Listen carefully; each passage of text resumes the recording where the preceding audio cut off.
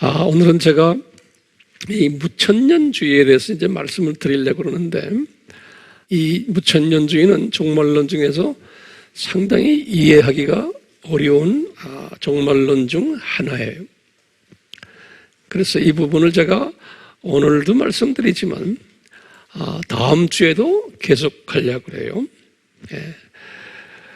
요 근래 우리 소위 8.15 광장 때문에 더욱 아주 시끄럽죠.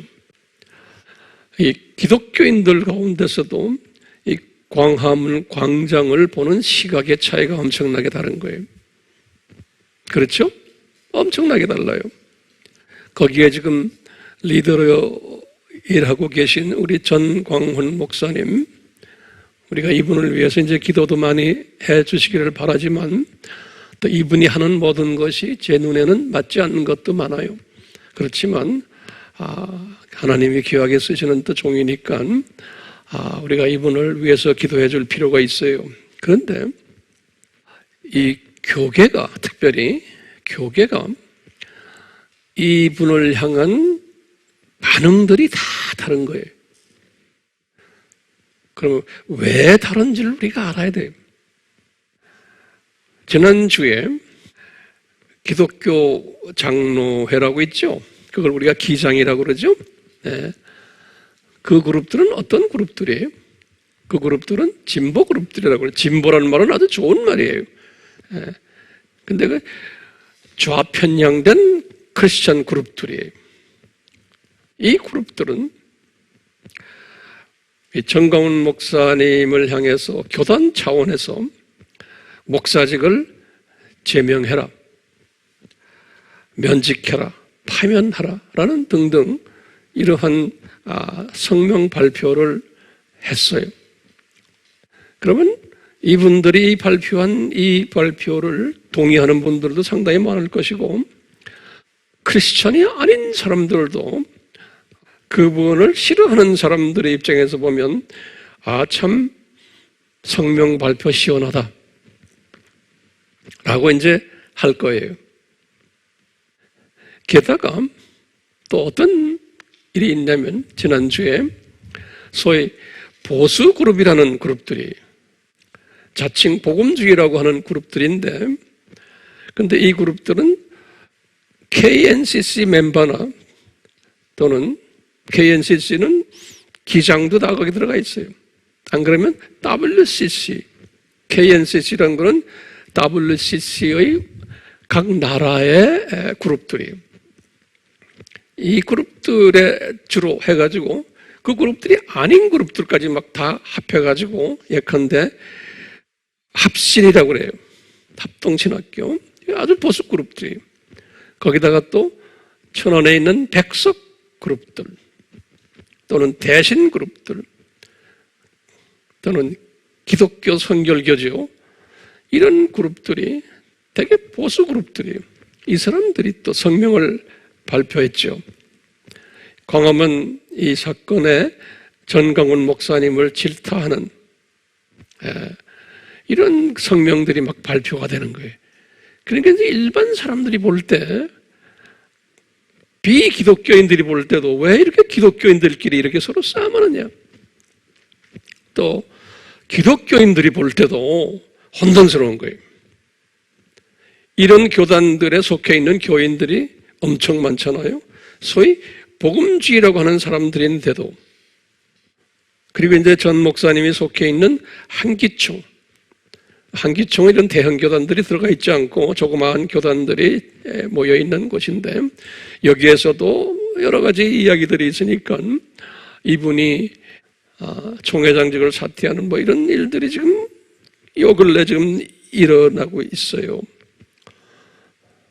게다가 많은 그 사람들의 인기를 가지고 있는 손봉호 장로님, 또 김동호 목사님, 이런 분들 인기가 대단해요. 뭐 이런 그 세상 미디어에서도 이런 분들을 다 훌륭한 분으로 보고, KBS니 뭐 MBC니 SBS니 또는 기타 이 세상 미디어에서도 이런 분들을 초청해 가지고 이분들의 강의도 듣고 이분들의 의견도 듣고 하는, 그러니까 세상 사람들에게도 존경받고 많은 기독교인들, 특히 젊은이들에게서, 지성인들에게서 존경을 받는 훌륭한 목사님들이세요.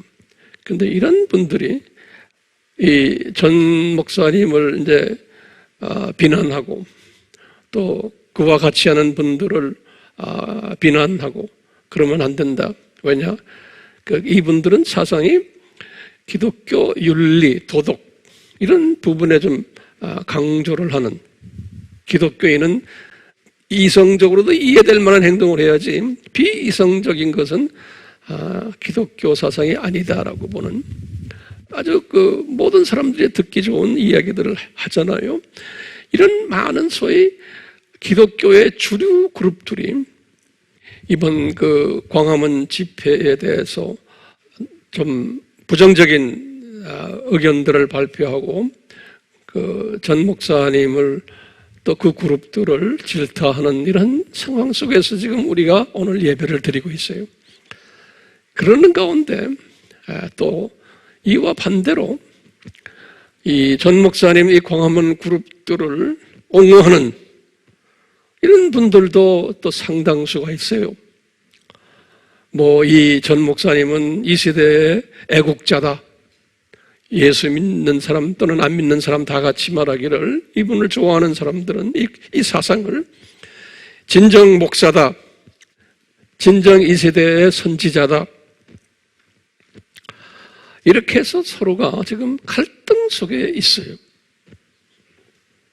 지난주까지, 앞으로도 더 심해지겠지만, 자, 그러면 이런 것을 이렇게 보면서 왜 이렇게 세상 사람들이 볼 때도 지금 이것이 지금 둘로 갈라져 있지만 크리스천들이 볼 때도 교계가 둘로 갈라져 있어요. 크게 우리가 대별해 보면요.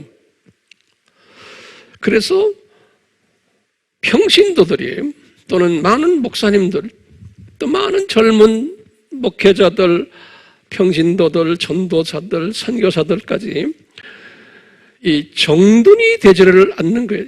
이게 어떻게 이렇게까지 됐는가? 혼돈스러워하고 있는 거예요. 자기 자신이 이것을 정돈을 하지 못하는 거예요. 이런 일들이 지금 우리 앞에 지금 전개되고 있어요.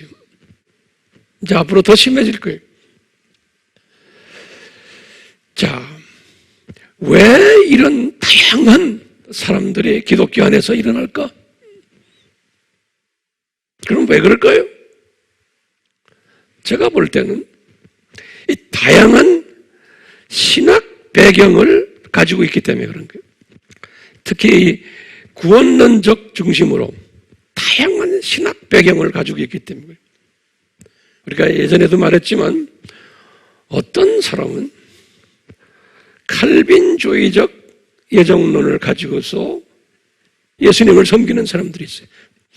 어떤 사람들은 알메니안주의적 자유의지론, 인간의 책임론이 이쪽을 강조하면서 주님을 섬기는 분들도 계세요. 그러니까 구원도 알메니안적인 구원이에요. 내가 책임을 다해야지만 구원받는다. 예정론은 아니다. 이건 하나님의 전적인 은혜와 예정에 달렸다. 이렇게 큰 그림이 있잖아요. 이런 구원론적인 신학 이론의 차이가 기독교 안에 있기 때문에 이런 사물을 볼 때 사물을 보는 시각의 차이가 있어요. 그 다음에 더 중요한 게 있어요.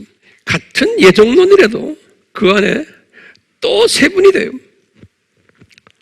극단적 예정론자들도 있고요. 온건적 예정론자도 있고 또 자유의지론적 예정론자들이 있어요. 예정론에 세 가지가 있어요. 인간 책임이 어느 정도 필요하다고 보는. 또 이쪽에 알메니안 쪽에도 보면요. 극단적 자유의지론자 있어요. 또는 온건적 자유의지론자들도 있어요. 그러니까요. 이 구원적인 측면에서 봐도 이 기독교계가 아주 다양해요. 그러니까 어떤 목회자 밑에서 신앙생활을 했냐에 따라서 이 성도들은 자기도 모르게 그쪽에 물들게 되어 있는 거예요. 어떤 교단 안에도 다양한 목회자들이 가지고 있는 신학 이론들이 있어요. 그 다음에요, 또 하나 중요한 것은 이 구원론적인 신학 이론의 플러스 종말론의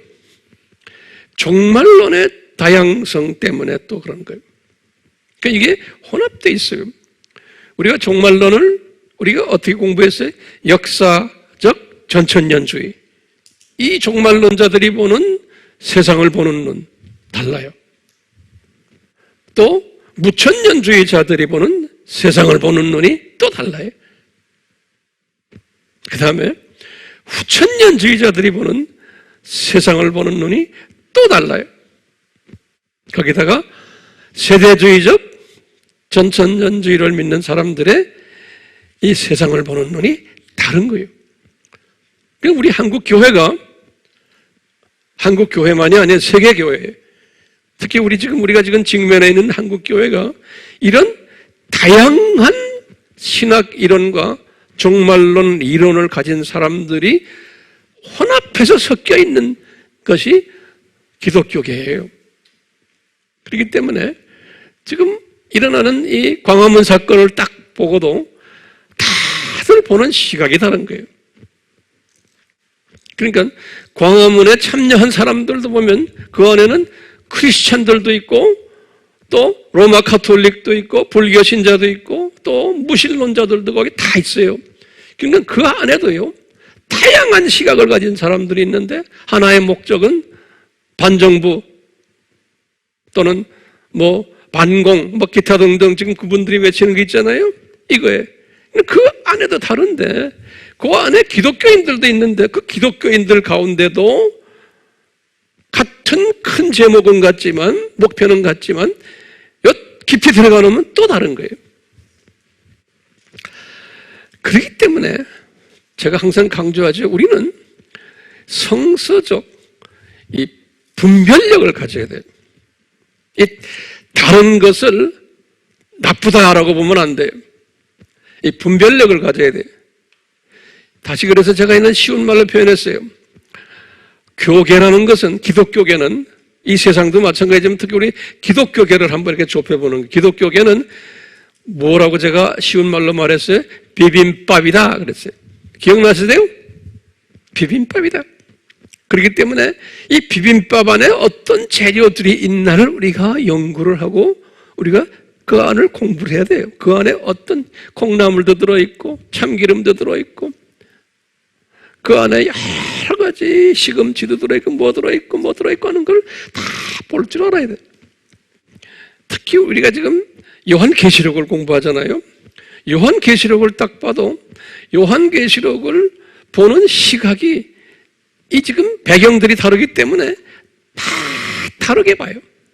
요한계시록을 같은 교단 안에서도.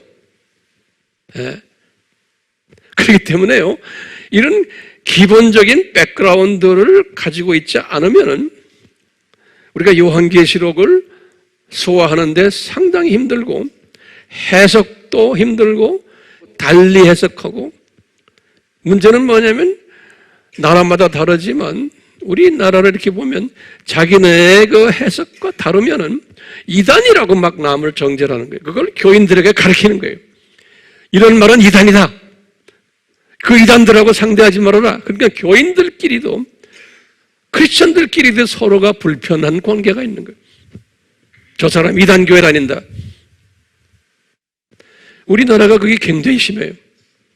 소위 흑백론리, 내가 가지고 있는 것 외에 딴 이야기 하는 것은 다 이단이다. 얼마나 교만한 마음인지 몰라요. 그러니까 이단이라고 말하는 사람들도, 이단 소리를 듣는 사람들도 이게 서로 상처를 입으면서 하는 거예요.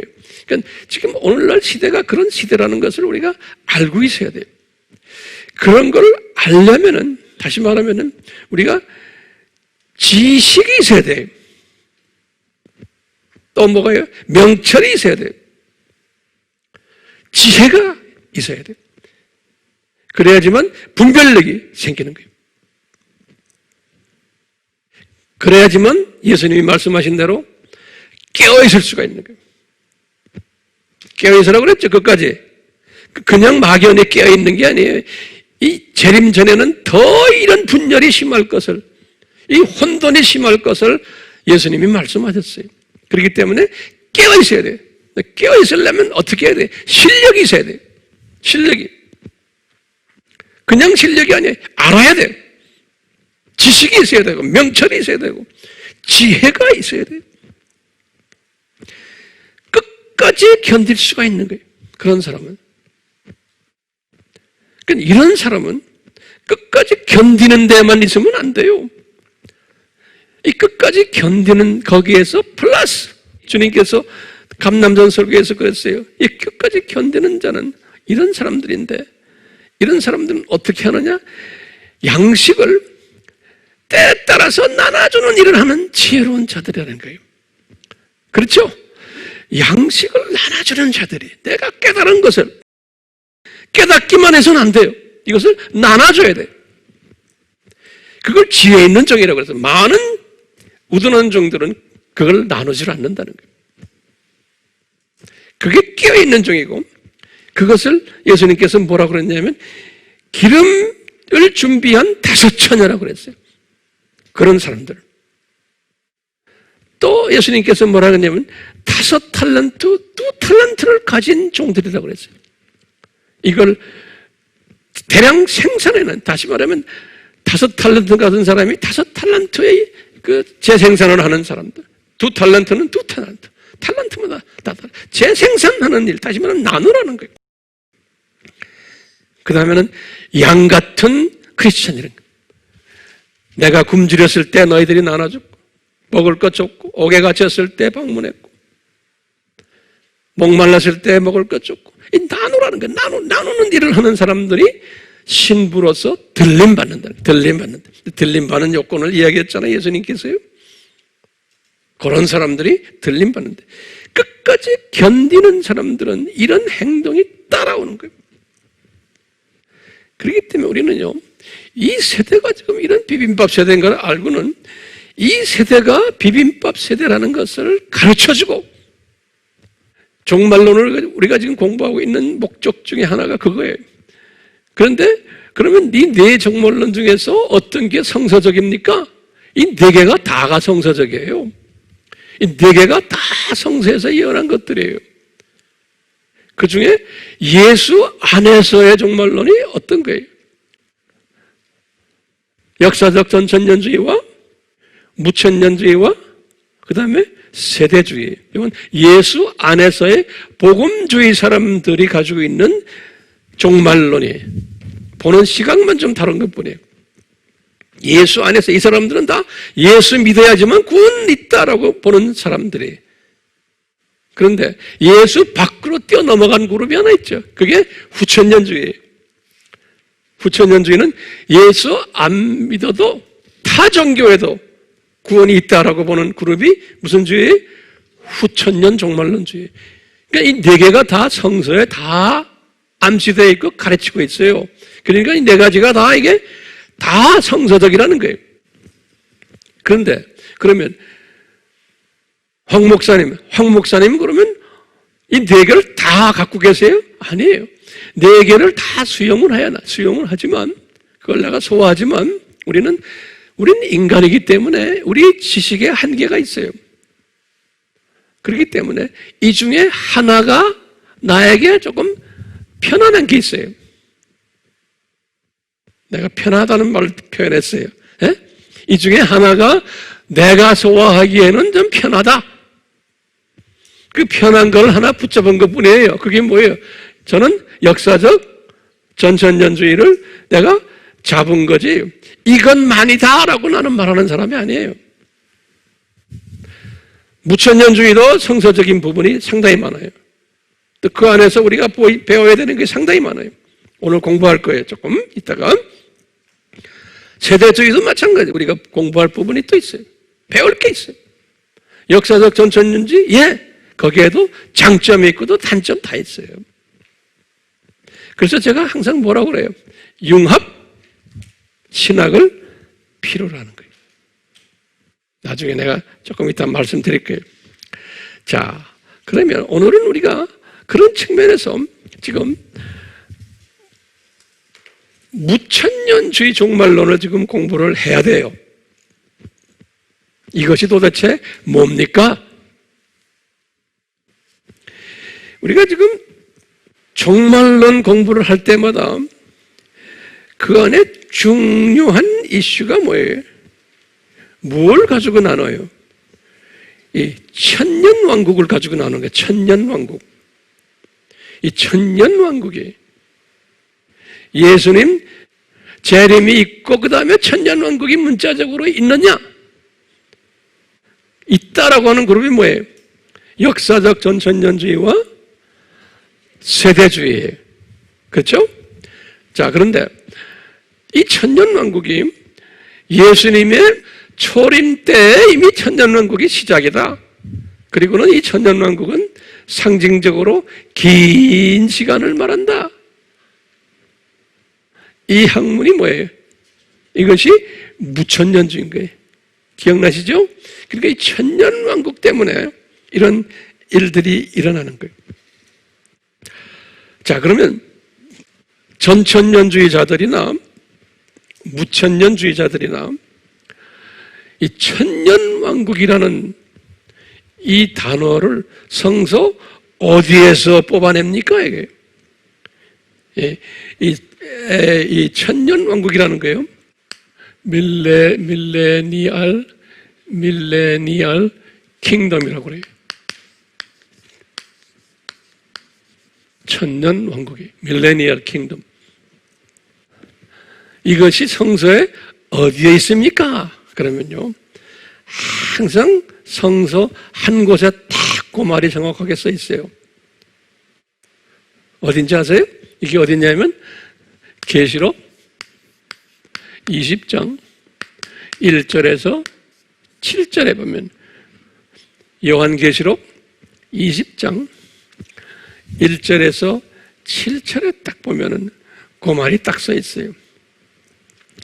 그 말의 내용이 뭐냐면요, 우리 역사적 전천년주의자들이나 또는 세대주의자들이 이렇게 볼 때는 요한계시록 20장이 어떻게 우리 해석하냐면, 19장에는 뭐였어요?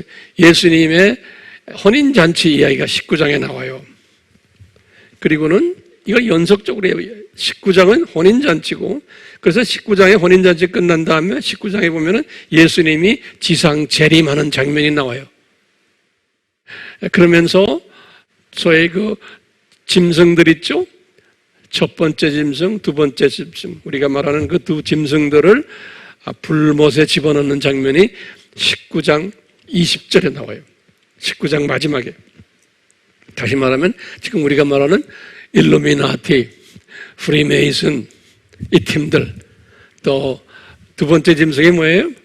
로마 가톨릭의 요한, 팝 교황이라고 그러죠. 그 다음에 거기에 두 뿔이 있죠. 하나가 예수회, 그 다음에 WCC. 이 그룹들이 한참 까불다가 예수님의 지상으로 내려올 때 이제 이놈들을 미가엘 천사 팀들이 잡아다가 불못에 집어던지는 이야기가 나와요. 그게 요한계시록 19장 몇 절에 20절에 이렇게 나와요. 이제 머지않아 이제 그런 일이 일어날 거예요. 머지않아서 이제. 근데 우리가 이런 시각을 볼 때 지금 일어나고 있는 모든 우리 마음에 들지 않는 이런 일들 우리가 끝까지 참아야 돼요. 네. 이건 하나님의 디자인이에요. 네. 그리고는 이제 20장에 들어가요. 20장에. 요한계시록, 이거 20장 요 1절에서 7절 때문에 이 그룹이 갈라진 거예요. 이제 전천년주의자들은 요때 예수님이 이제 지상에서 내려오시면서 미가엘 천사를 통해 가지고 사탄을 잡아다가, 사탄 제일 높은 놈이에요. 사탄을 잡아다가 무저갱에 집어넣는다. 그런데 얼만큼 집어넣느냐? 1000년 동안 집어넣는다는 말이 나와요. 문자적으로 그냥 그대로 1000년 동안 그 안에다가 가둬놓는다. 그래서 이제는 미혹하는 일을 못하게 한다 그랬어요. 하나님의 자녀들을, 이 세상을 미혹하는 일을 하지 못하게 한다. 거기에 20장 1절에서부터 3절에 그런 말이 나와요. 여기에 20장 1절에서부터 3절은 그런 말이 써 있어요. 사탄을 1000년 동안, 그래서 아비스 또는 여기 음부라고 그래요. 또는 무저갱 또는 지옥에 집어넣어서 몇 년 동안 가둬놓는다? 1000년 동안 가둬놓는다. 그리고는 이 세상을 미혹하지 못하도록, 그런 말이 써 있어요. 그래서 1000년이라는 말이 나와요. 그리고요 20장 4절에서부터 6절까지는 뭐가 나오냐면요, 이제 이 부분을 제일 어렵다고 그래요. 무천년주의 신학자들의 말에 의하면은. 근데 그건 내가 이제 다음 주나 이제 시간 있을 때 다시 또 내가 설명해 드리겠지만, 이때 이제 크리스천들이, 이제 이 무천년주의에서는 그래요. 크리스천들이 이제 통치하는 시대다. 예수님과 함께 이렇게 보는 거예요. 크리스천 통치 시대예요. 그리고는 7절에 보면 다시 사탄을 무저갱에서 뽑아낸다. 1000년이 지난 후에. 그래서 이제 요 기간을, 요 기간이, 여기 이제 1000년 기간으로. 자, 다시 제가 이제 정리할게요. 전천년주의자들은 예수님이 공중 재림하시기 직전에 사탄을 잡아다가 어디에다 집어넣어요? 무저갱이에 몇 년 동안? 1000년 동안 집어넣는다는 거예요. 그리고 나머지 사탄의 똘마니들 있죠? 많은 마귀들, 귀신들은 그대로 놔두는 거예요. 무천년주의도 마찬가지. 좀 이제 조금 혼돈스러워요. 그러니까 잘 들으세요. 그래서 이 천년왕국이라는 단어는 어디서 뽑아냈어요? 두 팀 다? 전천년주의자들과 무천년주의자들이 어디에서 뽑아냈어요? 계시록 20장 1절에서 7절에서 뽑아낸 거예요. 여성경 구절에서. 그런데 계시록 20장 1절에서 7절의 해석이 다른 거예요. 엄청나게 다른 거예요. 해석이. 그렇기 때문에 제가 말해요. 전천년주의라 그러면 뭐예요? 역사적 전천년주의, 세대주의. 오케이? 그 다음에 무천년주의라 그러면 크게 보면 뭐예요? 무천년주의와 후천년주의. 후천년주의도 무천년주의. 같은 그룹이에요. 나중에 또 자세히 공부할 거예요. 자, 그러면요, 우리 지난 시간에 공부했죠. 무천년주의는 어떻게 해서 태동이 됐다? 어떻게 돼서 태동이 됐어요? 무천년주의는 기독교 역사에서 초대교회는 약 한 500년이죠. 초대교회는 무슨 주의였다? 역사적 전천년주의였다는 거예요. 세대주의가 아니었어요. 역사적 전천년주의였다라는 거 우리가 공부했어요. 지난 시간에. 그리고는 이분들이 가지고 있었던 잘못된 생각이 뭐였어요? 500년 동안 이렇게 고생하면 그 다음 500년 되면은 예수님의 재림에 오신다라고 믿었던 거예요. 그리고는 실제적으로 천년왕국이 올 것을. 이분들의 생각은. 그래서 1500년을 맥시멈으로 본 거예요. 500년 플러스 1000년. 그리고는 이제 신천신지로 들어간다.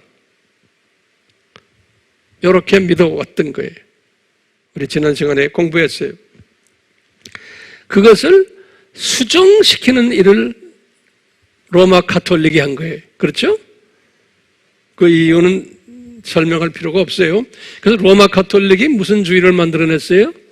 무천년주의를 만든 거예요. 누구에 의해서? 어거스틴.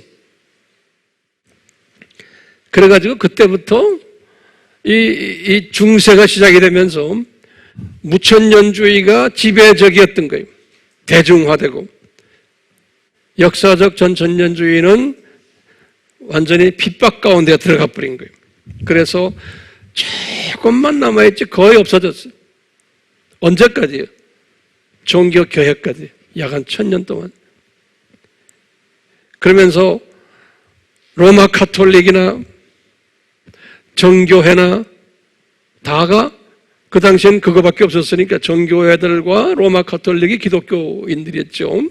종교개혁 전까지는 그 중세시대는 그때는 무슨 종말론이? 무천년주의 종말론이. 그리고는 종교개혁이 일어났어요. 개혁이 일어났는데도 그다 로마 가톨릭 출신들 아니에요? 개혁을 한 분들이. 그러니까 이분들도 그대로 무천년주의를 그대로 답습했어요. 그래서 칼빈이나 루터나 조윙글이나 뭐 많은 당시의 신학자들, 나중에 요한 웨슬레도 마찬가지고 다 무천년주의. 그러니까 개혁교단, 루터교단, 장로교, 침례교, 회중교, 감리교, 요 침례교와 회중교 사람들이 그 중에 일부가 청교도들이래. 청교도. 우리 청교도란 말 들었죠? 퓨리탄들. 이분들이 미국으로 이민 간 사람들이. 그래서 이제 미국에 도착했을 때 청교도들이 무천년주의를 가지고 있었어요. 그러다 이 청교도들 중에 일부가 하버드 대학교를 만든 사람들이에요. 이 하버드 대학교를 만들면서 하버드 대학교가 무천년주의를 가지고 있다가 그것이 나중에는 유니타리안이라고 그래서요. 한국말로 내가 어떻게 표현할지 모르겠는데 삼위일체를 부인하는 그러한 교단으로 변해버렸어요. 그 하버드는 유니타리안이에요. 삼위일체를 부인해요. 거기에서 무슨 박사학 공부했다? 그냥 웃기는 일이에요. 기독교가 아니에요. 기독교가 아니에요. 예. 자, 지금부터 이제 무천년주의 교리를 내가 조금 간단하게 설명해 줄게요. 다음 시간에는 조금 더 자세히 할 거예요. 오늘은 그냥 아웃라인만 내가 간단하게 말씀드릴게요.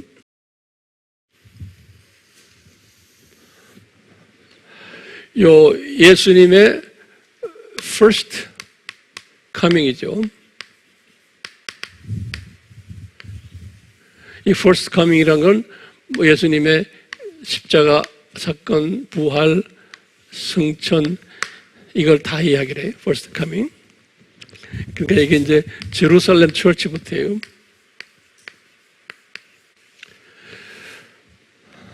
우리가 지난 시간에 봤지만 이 무천년주의는 이 천년왕국이 여기서부터 시작이라는 거예요. 그렇죠? 예. 천년왕국이 여기서부터 시작이 됐다는 그런 말을 뭐라고 그러냐면 시작이라는 단어를 쓰는데요. 그것을 inauguration이라는 영어로서 inauguration.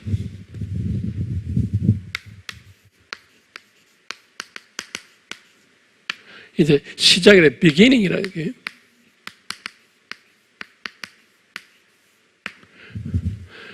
inauguration은 이제 예수님의 초림이 천년왕국의 시작이다라고 그래요. 시작이다. 그래서요, 요걸 이제 이 무천년주의자들은 뭐라 그러냐면 영어로는 already 그래요. 천년왕국이 이제는 already, 그러니까 already라는 말이 뭐냐면 한국말로는요, 이미라는 뜻, 이미 천년왕국이 예수님 때 시작이 됐다. 예수님 초림 때. 그런데 우리가 지금 말하는 거예요. 지금 이때부터 이 천년왕국을 이걸 하나님의 나라라고 보는 거예요. The kingdom of God이.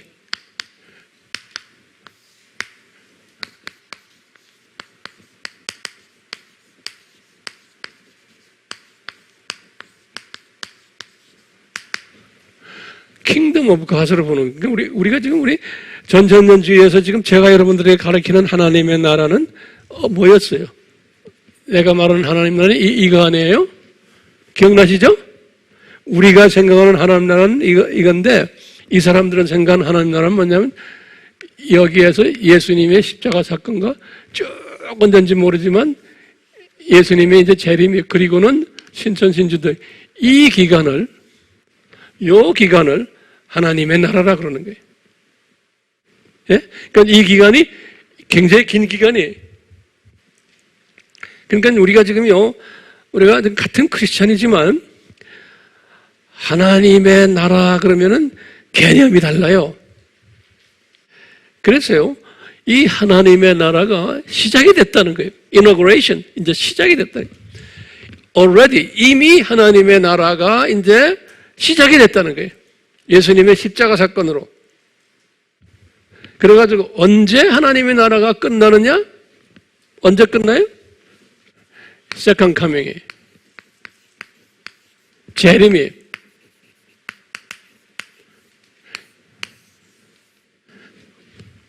하나님의 나라가 재림이 이것이 이때 끝난다는 거예요. 그래서 이것을 뭐냐면 이미 시작이 됐지만 아직 끝나지 않았다는 거예요. 그래서 이 아직이라는 이제 언제 여기까지 온다는 거예요. 이게 이제 아직이. 그래서 여기다 쓸게 이미 시작됐지만 아직이란 말에 그러니까 not yet 이라는 영어로는 not yet completed. 다시 말하면 아직 완성되지 않았다라고 보는 거예요. 그래서 이 개념이 영어로 그래 already but not yet 그러는 거예요. 한국말로 하면 이미 시작이 됐지만 아직 끝나지 않았다. 끝났다는 말은 completion 그래. 그래서 이 킹덤 오브 갓이 언제 complete 돼요? 언제 완성이 돼요? 요때 세컨드 커밍 때 완성됐다는 소리예요. 완성됐다. 자, 그래서 이 완성된 때가 세컨드 커밍 때라는 거예요. 그래서 이게 하나님의 나라라는 이 단어가 굉장히 중요해요. 이 하나님의 나라가 지금 우리가 지금 하나님 나라 안에 지금 살고 있는 거예요. 우리가 지금요. 하나님 나라가 살고 있는데 여기에 보면 지금 이때 사탄을 결박했다는 거예요. 지금 여기 보이시죠? 지금 이분들이 지금 요한계시록 20장을 어떻게 설명하냐면 요한계시록 20장은 어떤 이야기냐? 여기서부터 이게 지금 여기서부터 시작해서 저기까지라는 거예요. 그러니까 여기가 보면 계시록 20장 1절에부터 3절이 여기고 사탄을 붙잡은 게 그래가지고 사탄을 풀어놓은 게 잠깐 사탄을 풀어놓은 게 여기 잠깐 풀어놨다고 그랬죠? 천년이 마침에 천년 끝나면 사탄을 풀어놓는다는 이야기가 이 이야기예요. 7절에. 그래서 이제 사탄을 풀어놓는 거예요. 나중에 이 천년이 이것이 천년이라고 이것을 지금 긴 시간이에요. 이것을 천년이라고 긴 시간이에요. It's a long time. 그래서 사탄을 풀어넣어가지고 곡과 마곡 전쟁 알죠? 여기 이제 Revelation 20장 7절이에요. 세이탄을 릴리스라고 그래요. 풀어놓는 거예요. 그리고 이제 마지막 전쟁을 한 후에 이제 사탄을 지옥에다 불못에 던진다. 그런 게. 그래갖고 이제 불못에 Lake of Fire.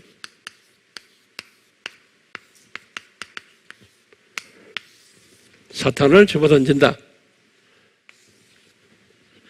그리고는 신천신지 온다는 거예요. 여기 이제 계시록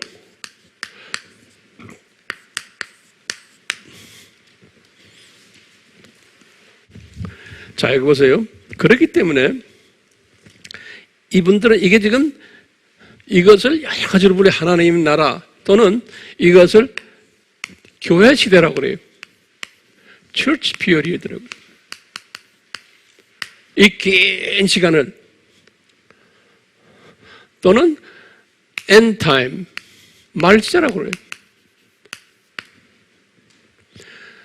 그러니까 우리가 부르는 말세와 비슷해요. 그래서 이제 우리와 비슷한 게 상당히 많아요. 무천년주의와 그러면서도 다른 부분들이 있어요. 네. 이것을 또 무슨 시대라고 그러냐면 은혜 시대라고 그래요.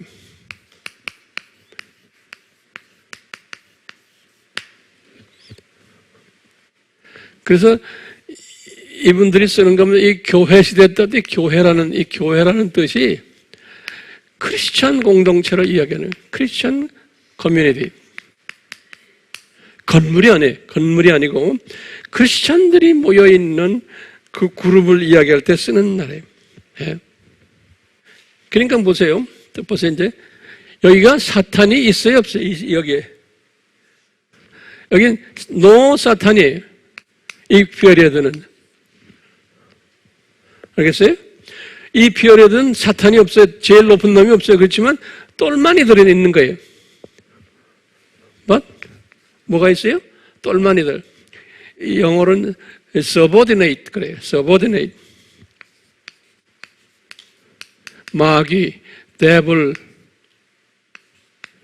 디몬, 귀신들 이런 것들은 있지만 사탄은 없는 거예요. 그러다가 이제 긴 기간이 교회 시대가 끝나면은 사탄을 다시 풀어놓는다는 거예요. 그렇기 때문에 사탄이 없기 때문에 세계 복음화가 가능하다는 거예요. 왜? 크리스천들이 파워가 있는 거예요. 예수님의 이름을 가지고 크리스천들이 세계 월 에반젤리즘, 월 미션 피리어드. 왜? 사탄 이놈은 이미 저 위에 있기 때문에 사탄 똘마니들하고 싸움하는 거 우리가 쉽다는 거예요. 그러니까 이제 우리가 세계 선교하는 게 이미 사탄한테 이기게끔 다 만들어 놨다는 거예요. 그러니까 이놈들 겁날 필요가 없다는 거예요. 자, 그런데 이제 개념이 중요한 개념이 있어요. 이 하나님의 나라라는 개념이지. 하나님의 나라. 지금 이게 하나님의 나라죠, 지금요? 그렇죠? 그래서 이제 이런 말들 많이 써요. 이 그룹들은요. 우리가 하나님 나라를 확장하기 위해서 세계 선교한다 그런다고요. 하나님 나라를 확장하기 위해서라는 단어를 많이 써요. 예, 이제 우리 많이 쓰는 단어죠. 하나님 나라 확장하기 위해서. 예. 굉장히 혼돈스러워요. 하나님 나라라는 뜻을 물리적으로 보질 않아요.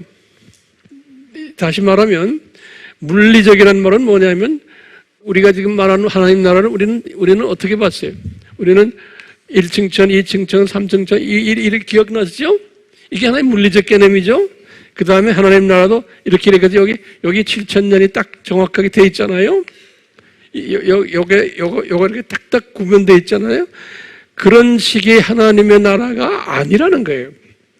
이 무천년주의 사람들은 뭐냐면 하나님의 나라라는 것은 하나님의 통치권을 이야기한다고 본다고요. 하나님의 통치권. 그러니까 아주 심볼릭해요. 아주 상징적인 의미. 하나님 나라라는 것은 물리적인 어떤 지역도 아니고 장소도 아니고 형체도 그런 게 아니고 하나님의 통치권을 하나님의 나라라 보는 거예요. 그걸 또 신령한 나라라 보는 거예요. 그러니까 하나님의 통치하는 그런 신권적인 철학적인 개념이에요. 하나님 나라가요. 그러니까 예컨대 이제 예수님께서 하나님 나라가 이루었다. 그러면 그분의 통치권이 이루어졌다는 거지. 그러니까 이것은 전천년주의자들도 그거 다 믿어요. 같은 개념이지만 우리는 통치권에다가 또 물리적인 부분까지 다 포함을 하는데 이분들은 물리적인 개념이 아니고 통치권 개념이에요. 그러니까 일반 신도들이 이해하기가 되게 힘들어요. 그리고 굉장히 혼돈되어 있어요. 그렇기 때문에요. 누가복음 17장 20절에 보면 예수님이 그래서 너희들이 이렇게 하면 하나님의 나라는 여기저기 있다가 아니고 네 안에 있다 라는 단어 썼죠. 하나님 나라가 네 안에 있다. 누가복음 17장 20절 21절 그래요. 그러면 이 통치권이 네 안에 있다는 거지 하나님 나라가 물리적으로 네 안에 있다는 게 아니란 소리예요. 근데 이제 저는 어떻게 해석했어요? 통치권도 있어요.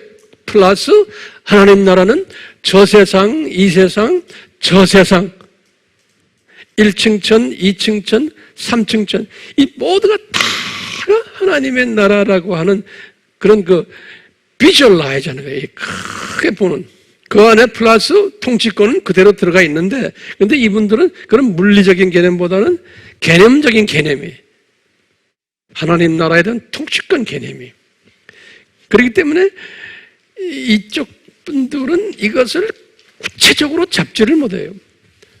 자, 그 다음에 이제 몇 가지 있어요. 여기까지 이제 됐어요?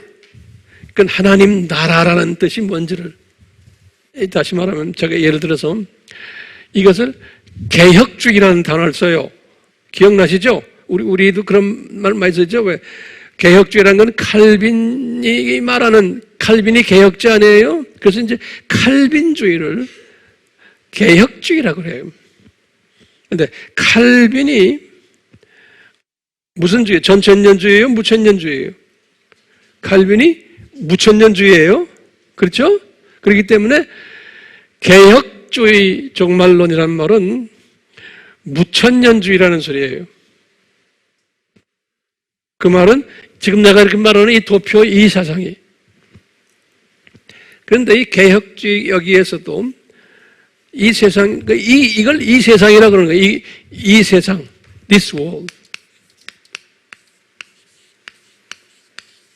그럼 다시 말하면 예수님의 초림부터 예수님의 재림까지 그 긴 시대를 이 세상 그러는 거예요. 오케이? 그리고 하나님의 나라 또는 교회 시대 또는 말세 또는 은혜 시대 이렇게 다 표현하는 거예요. 다시 말해요. 이 초림에서부터 재림까지 이 긴 기간을 1000년이 아니에요. 이 긴 기간을 뭐라 부르느냐? 하나님의 나라, 교회 시대, 말세, 은혜 시대,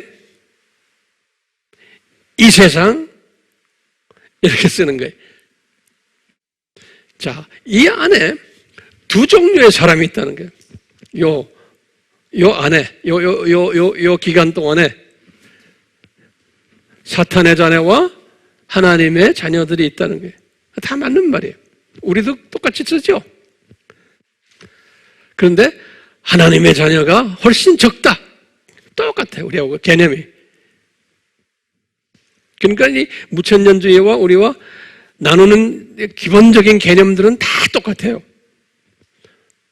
그리고 차이점이 하나 있어요. 뭐냐면요. 하나님의 자녀들인데 이 하나님의 자녀들을 뭐라고 그러냐면 모든 하나님의 자녀들은 다 왕같은 제사장이라는 거예요. 베드로전서 2장 9절. 그리고 계시록 여기 20장 4절에도 보면 그리스도와 함께 통치한다는 말이 나와요. 하나님의 자녀들이. 그렇기 때문에 모든 하나님의 자녀들은 다 왕 같은 제사장이라는 개념이 있어요.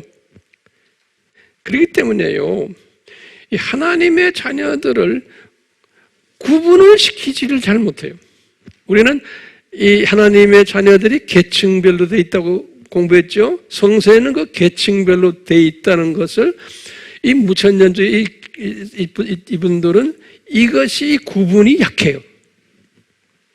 그렇기 때문에 저쪽 나라에 올라가서는 상급이 있어서 구분이 된다는 말은 하지만 그러면서도 우리 크리스천들은 다 우리는 왕 같은 제사장이라고 가르쳐요. 그렇기 때문에 여기에 보면 이 모순이 있어요. 그렇기 때문에 그 크리스천들이 신앙생활을 하면서 그렇게 구분된 삶을 살지를 못해요. 그 다음에 중요한 부분이 뭐냐면 저 예수님의 재림 때 이때 지금 보세요. 모든 크리스천이 다 들림받아서 다 신천진지로 들어간다는 거예요. 모든 크리스천이 이때. 그렇기 때문에 여기에는 뭐가 없냐면 혼인잔치가 없어요. 거기다 적으세요. 무천년주의는 혼인잔치, 우리는 지금 그러죠. 특별한 신부감들만 들림받아서 혼인잔치에 간다고 그러죠. 기억나시죠? 그래가지고 신부감들이 내려와서 혼인식 끝나고는 천년왕국에서 왕노릇 한다고 그랬죠? 그 소수 정예의 개념이 우리는. 근데 여기는 안 해요. 모든 기독교인들은 다 들림받아서 다 신부로 돼서 나중에 신천진지에서 왕노릇 한다는 거예요. 모든 크리스찬이. 그러니까 요 무천년주의는 예수님의 공중재림 있죠? 예수님의 공중재림 개념이 약해요. 그럼 그 단어를 별로 쓰질 않아요. 우리가 말하는 공중재림, 7년 환란, 이 지상재림, 혼인잔치, 이것을 여기다가 다 한꺼번에 다 집어넣어 버렸어요. 다 집어넣어 버렸기 때문에 예수님이 공중재림하면서 지상재림과 공중재림을 동시개념으로 보는 거예요. 동시개념을 보면서 모든 기독교인들이 다 그때 거기에 조인한다는 거예요. 모든 기독교인들이. 그래가지고 모든 기독교인들이 신천신지로 들어간다는 거예요. 이제 우리가 기회가 되면 말하겠지만, 이제 과거에 죽었던 기독교인들은 어떻게 되나요? 이 죽었던 기독교인들은 어디에 올라가 있어요? 낙원에 올라가 있죠? 그 낙원에 올라가 있던 그분들도 이때 다 모인다는 거예요, 여기. 우리와 개념이 같아요. 다 모이고 그동안에 살아있는 사람들도 다 거기에 조인하고 예수님과 그래가지고 다 올라간다는 거예요. 이 포인트는 뭐냐면 이 기독교인을 구분하지 않는 거예요. 네, 구분하지 않는 거예요. 그러니까 베이비 크리스천이 많은 거예요. 세속적인 크리스천들이 많은 거예요. 그 안에 헌신되지 않은 사람들이 많은 거예요. 그러니까 열심히 전도도 안 하는 거예요. 이 역사적인 전천주의 사람들이나 특히 세대주의 사람들은 아주 헌신된 사람들이에요. 선교도 많이 하고 깨어있는 사람들이 그 안에 많아요. 근데 이 개혁주의 이 안에는 그런 사람들이 많지가 않아요. 왜 그럴까요? 이 신학이 그래요. 특히 종말론 신학에서.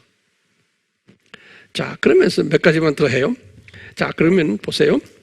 이렇게 됐기 때문에 이분들은 초창기에는 이분들은 이스라엘 보는 신학을 반유대주의 사상이었어요. 이스라엘 사람들은 어떤 사람들이다?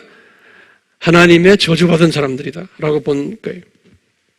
로마 가톨릭 신학이, 루터교 신학도 마찬가지고 우리 다 공부했죠? 네? 칼빈 신학도 마찬가지고. 그러다가 요 근래에 와서 소위 개혁주의 무천년주의 사람들 속에서 친유대 사상을 가지는 사람들도 지금 나오고 있어요.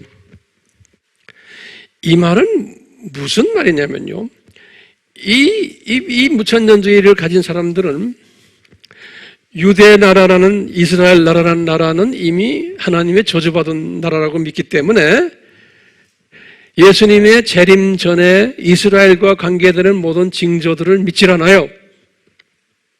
예컨대 이스라엘이 독립된 거, 그거 안 믿어요. 그 다음에 메시아의 유대인들이 나타나는 이야기죠? 이거 안 믿어요.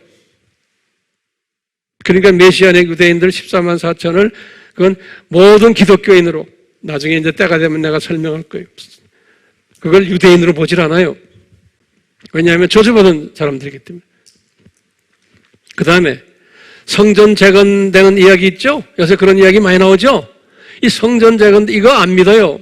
그건 전혀 예수님 재림과 관계없다라고 보는 거예요. 그런데 우리나라에 지금 보면 어때요? 성전 재건 가지고 이 안은 저희 개혁주의 목회자 밑에서 교인 생활을 하는데도 성전 재건을 기다리는 사람 있죠? 또 이스라엘 독립에 관한 이야기도 하고, 또 메시아닉주 이야기도 하고, 장로교 안에 많아요. 왜냐하면 장로교도 제가 지난번에 데이터를 줬지만 약간 절반이에요. 이 장로교가 개혁주의 신학을 가진 분들인데, 다시 말하면 칼빈의 영향을 받은 사람들인데 그 안에 지금 달라요. 그렇기 때문에 혼돈스러운 거. 그러니까 이스라엘을 보는 시각이 지금 옛날은 한 시각이었는데, 안티세미티즘이었는데 지금은 두 시각으로 가고 있다는 말 잊지 말아주세요. 그 다음에 이분들이 우리와 또 같은 게 하나 있어요. 뭐냐면 예수님의 재림 전에는 심한 산고가 있을 것을. 이건 또 같아요. 후천년주의는 다르죠. 그렇지만 이 개혁신학은 예수님의 재림 전에는 우리가 말하는 정치적인 산고, 경제적인 산고, 사회적인 산고, 복음적인 산고, 이런 것들이 있다는 것을 다 믿어요. 그러니까 공통점이 또 굉장히 많아요. 네.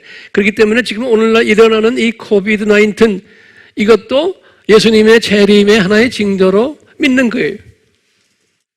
그러니까 이걸 다 믿는다고 해서 또 어떤 부분에서 다른 것들도 서로가 이렇게 막 섞여 있는 거예요. 그렇기 때문에 섞여 있는 걸 여러분들이 잘 볼 줄 알아야 돼요. 예. 그 다음에 중요한 게 뭐냐면요, 요한계시록을 보는 시각이 다른 거예요. 특히 전천년주의자들과 이 무천년주의자들은 요한계시록을 완전히 달리 봐요. 그렇기 때문에 이제 우리가 지금 요한계시록 6장 공부하고 있잖아요. 우리가 지금 공부하는 6장에 나오는 그 6개의 이인을 보는 시각이 달라요. 이게 다 다르기 때문에 내가 지금 이 기본적인 이 다른 것을 쭉 설명해 주는 거예요. 예. 우리가 이제 요한계시록을 어떻게 다르게 보나는 내가 다음에 또 기회 있을 때 설명해 주려고 그래요. 이거 우리 다 공부해야 돼요. 예. 같은 크리스천이지만, 같은 복음주의 크리스천이지만, 요한계시록을 보는 눈이 다르고 하나님 나라를 보는 눈이 다르고요, 교회 시대라는 저 개념이 달라요. 은혜 시대라는 개념이 다르고요. 같은 부분도 많아요. 또 같은 부분도 있고 다른 부분도 있기 때문에 내가 이걸 설명해 드리는 거예요. 그 다음에 이제 마지막으로 이제 백보자 심판 있잖아요. 이 백보자 심판도 같아요. 이 하나님의 자녀들도 부활해서 백보자 심판 앞에 서서 상급을 나눠가지고 어떻게 행위에 따라서 상급받고, 사탄의 자녀들도 부활해서 심판받고는 불못으로 들어가고, 이런 것은 또 우리와 같아요. 자, 제가 결론적인 말씀 몇 마디 드릴게요. 그러면 왜 하나님께서는 이 초대교회 500년은 역사적 전천년주의로 했다가 왜 그 후에 중세교회 1000년을 무천년주의로 했다가 그 후에도 계속해서 무천년주의로 또 이렇게 허락하셨냐 이거예요. 예. 그 가운데 나중에 이제 우리 공부할 거 안에 후천년주의가 나오고 또 세대주의가 나오고 왜 이런 것들을 디자인하셨냐 이게요. 예. 그러니까요. 내가 속해 있는 내가 믿지 않는 다른 종말론 사상은 그러면 이단인가? 배척해야 되는가? 이런 질문도 우리가 던지는 거예요. 예. 그런데 이 무천년주의자들 등의 일부는 자기네와 다르면 다 이단이라고 아주 강하게 이야기를 해요. 이단이라고. 나는 그걸 보면 참 답답해요. 각자가 가지고 있는 이 뇌학설이에요. 뇌학설. 이 뇌학설 속에 보면요. 우리는요. 배울 점이 있어요. 배우지 말아야 될 부분도 있고 그 안에 배울 것도 있어요. 그렇기 때문에 이 안에 이것을 하나님께서는 이 네 개를 공존하도록 하신 거예요. 이 교회 시대에. 예. 특히 후천년주의를 빼놓은 나머지 이 주의의 안에 보면은 훌륭한 크리스천들이 엄청나게 많아요. 무천년주의 안에도 보면 훌륭한 크리스천들이 많고요. 역사적 전천주의 안에도 똑같아 훌륭한 사람들이 많고 세대주의 안에도 훌륭한 사람들이 굉장히 많아요. 하나님이 사랑하는 사람들 그 안에 깔려 있어요. 그렇기 때문에요. 내가 속해 있는 그룹만이 아니에요. 왜 그러냐? 제가 결론적인 대답이에요.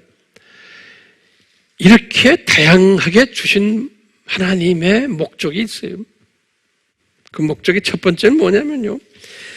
하나님의 크심이, 그분의 위대하심이, 이분의 다양하심이, 이분이 엄청난 큰 그릇이 돼가지고 이런 것들 다 이렇게 감싸주는 않는 이런 하나님이심을 깨달으라고. 우리가 깨달아야 돼요. 두 번째는요. 인간이 얼마나 한계를 가지고 있고 자기의 전통 속에 빠져가지고 자기가 배운 것 외에는 딴 것은 보지 못하는 그러한 아주 작은 그릇이라는 것을, 그 나약한 그릇이라는 것을 깨닫게 해주기 위해서 그런 거예요. 내가 속해 있는 것이 최고고 내 바깥을 보질 못하는 이 하나님의 크심을 보지 못하고 자기 자신이 얼마나 나약한 존재인 것을 보질 못하는 거예요. 이런 걸 깨닫게 해주기 위해서 이 주님께서 이 네 가지의 이 종말론을 보여주시는 거예요. 세 번째는요. 바울이 그것을 깨닫고는 우리 인간은 사람마다 하나님의 은혜의 그릇이 다르구나. 사람마다 하나님의 믿음의 그릇이 다르구나. 또 사람마다 은사의 그릇이 다르구나. 이것을 바울이 깨달은 거예요. 그러니까 모든 사람을 있는 그대로 안아주라. 예수 안에서. 그렇기 때문에 너는 그 조그마한 그릇 가지고, 저 황 목사도 나도 마찬가지, 나도요. 조그마한 그릇 가지고 이 네 가지 학설 중에서 내가 가장 편하게 생각하는 것, 내가 나에게 설득력을 좀 주는 것, 내가 쉽게 소화할 수 있는 것을 가지는 것뿐이에요. 그렇다고 해서 네가 소화하지 못한다고 그래서 다른 것을 배척하거나 이단시하는 것은 아니라는 거예요. 후천년주의만 빼놓고. 그러니까 항상 이 후천년주의만 빼놓고 나머지 세 학설 속에는 예수님이 우리에게 가르치려는 그 안에 진리가 숨겨져 있고 그 안에 그분이 가르치려고 하는 하나님의 마음이 숨겨져 있다는 것을 우리가 깨달아야 돼요. 그렇기 때문에 우리는요, 외골수가 되면 안 되는 거예요. 외골수란 말은 애꾸눈이에요. 시각장애자들이에요. 이 생맹들이에요. 생맹. 그러니까 이 외골수들이 자기 속에 있는 들보를 보지 못하고 남의 티만 보는 사람들. 그렇기 때문에 남을 정죄하는 데 바쁜 거예요. 그렇기 때문에요, 우리는 이런 그 다양한 다양 속에서 우리에게 가르쳐 주시려고 하는 하나님의 그 모습을 보면서 우리는 지금요, 뭘 해야 되냐면 지금 이 시대는 융합신학으로 들어가야 되는 거예요. 융합신학. 예수 안에서 이 다양성을 다 인정해 주는 거예요. 예수 밖에 있는 것은 배척해버리고, 그래서 이 예수 안에서의 이 다양성을 가지고 그 속에 숨겨진 하나님의 뜻을 우리가 배우는 거예요. 깨닫는 거예요. 그러니까 우리 정강훈 목사 사건도 이렇게 보면은 그 안에서 우리가 다 소화는 못하고 내가 이해 못하는 부분도 있지만 그 안에서 주님이 뭘 가르치시려는가 우리가 배우는 거예요. 그리고는 그분을 향해서 또 막 공격하는 사람들을 통해서 우리가 지금 또 배우는 거예요. 하나님의 크심을, 다 하나님 사랑하는 사람, 나름대로 하나님을 사랑하려고 애쓰는 사람들이에요.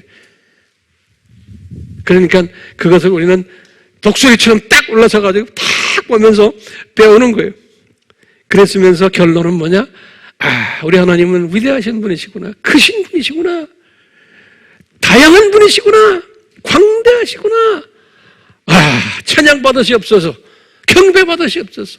영광 받으시옵소서. 이것을 고백하는 자들이에요. 그런 사람들 되라고 제가 지금 이 단에 서서 이렇게 말하는 거예요. 이 시각, 세계관을 더 크게, 그렇죠? 융합신학적으로 가지라고. 아멘? 그런 측면에서 오늘 제가 무천년주의를 여러분들에게 가르쳤어요.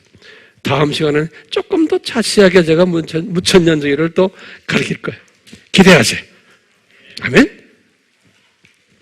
하나님 아버지, 우리에게 지혜 위에 지혜를 주셔서 우리로 하여금 그 위대하신 하나님의 그 크심, 다양하심, 이것을 조금이라도 우리가 깨닫고 소화하며 우리 삼위 하나님께 영광 드리는 우리 피조물들 되도록 성령님이여 도와주시옵소서. 예수님의 이름으로 기도드리옵나이다. 아멘. 지금 이 시간은 예수 그리스도의 무한하신 은혜와 하나님 아버지 극진하신 사랑하심과 성령님의 때를 따라 가르쳐 주심과 깨닫게 하심과 순종케 하심이 우리에게 항상 있기를 축원하옵나이다. 아멘.